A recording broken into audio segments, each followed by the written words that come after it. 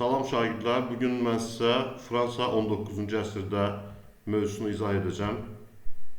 1804-cü ildə Senat Napoleon Bonapartı 1-ci Napoleon adı ilə imperator elan etdi və nəticədə Fransada 1-ci imperiya yarandı. 1-ci imperiyanın işğalçı siyasətinə qarşı İngiltərə, Rusiya, Avstriya, İsveç başda olmaqla Fransaya qarşı yeni koalisiya, yəni ittifaq təşkil edildi. 1805-ci ilin oktyabrında baş vermiş Trafalgar dəniz döyüşündə İngilislər fransızları məğlub etdi. 1805-ci ildə Napoleon Viyananı tutdu.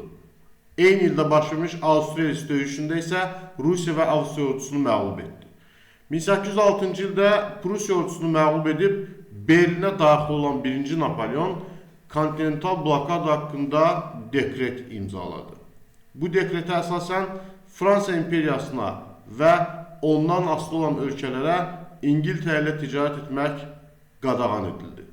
Rusiya ilə imzalanan 1807-ci il Tilsit sülhünə əsasən Rusiyada 19-cu əsrin əvvəllərində Fransanın Avropadakı işğallarını tanımağa və kontinental blokadaya qoşulmağa məcbur oldu.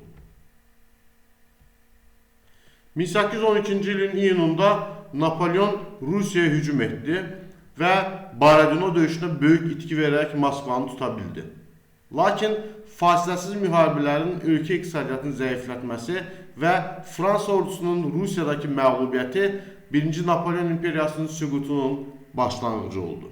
1813-cü ildə Avropa dövlətləri yeni koalisiya yaradaraq Napoleon ordusunu məğlub etdilər. Növbəti ilin martında Parisə daxil olan müttəfiqlər 1-ci Napoleonu hakimiyyətdən uzaqlaşdıraraq onu Elba adasına sürgün etdilər. Bourbonlar sülaləsi bərpa edildi. Viyana Konqresi 1814-1815-ci illərdə keçirilən Viyana Konqresinin qərarları ilə Rusiya, Avstriya və İngiltərə bir sıra ərazilər əldə etdi. Almaniya dövlətlərindən ibarət olan Alman İttifaqı yaradıldı. Fransa əvvəlki sərhədlərinə qaytarıldı. Deməli, Viyana Konqresində Rusiya Polşanın bir hissəsini əldə etdi. İngiltərə isə Malta, Seylon adası və Afrikanın cavabına sahib oldu. Çar 1-ci Aleksandrın təklifi ilə milli azadlıq hərəkatlarını boğmaq və Osmanlı dövlətinə qarşı mübarizə aparmaq üçün müqəddəs ittifaq yaradıldı. Avstriya, Prusiya və Rusiyanın əsas rol oynadığı bu ittifaqa İngiltərə daxil olmadı. 1815-ci ilin martında Napoleon əsirlikdən qaçaraq Fransada hakimiyyəti yenidən ələ keçirdi. Lakin müttəfiqlər Waterloo döyüşündə onu məğlub edərək müqəddəs Yelena adasına sürgün etdilər. 19-cu əsrin ortalarında Louis Napoleonun 3-cü Napoleon adı ilə imperator elan edilməsi ilə Fransada 2-ci imperiya quruldu. Fransada 2-ci imperiya 1852-1870-ci illərə aid edir. 1870-ci ildə Fransa vahid və qüdrətli Almaniya dövlətinin yaranmasına yol verməmək üçün Prusiya ilə müharibəyə başladı.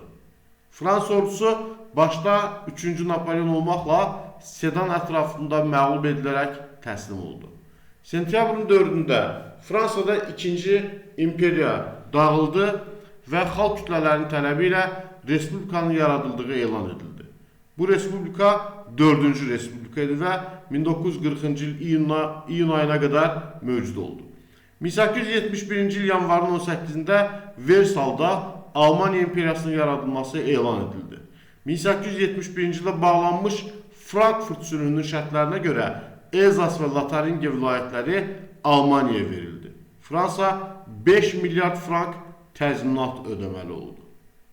20-ci əsrin əvvəllərində Fransanın xarici siyasətinin əsas vəzifəsi Almaniyaya qarşı yeritdiyi revanşizm, yəni əvəz çıxma, qisas alma siyasətində özünə yeni müttəfiqlər tapmaq idi. Və bu da nəticədə 1904-1907-ci illərdə Antanta adlı hərbi ittifaqının yaradılması ilə nəticələndi.